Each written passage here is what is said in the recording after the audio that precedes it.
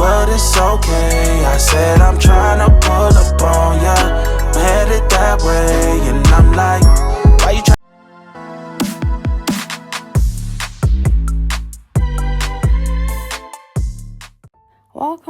Welcome back to my YouTube channel. If this is your first time stopping by, welcome. My name is Kabila Ifoma and I'm a YouTuber based in the UK. Today we're going to be doing a quick easy eyeshadow tutorial.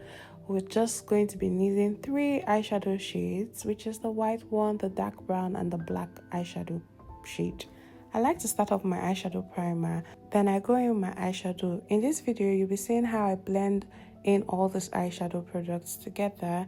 Also, I've attached a lip tutorial to this video.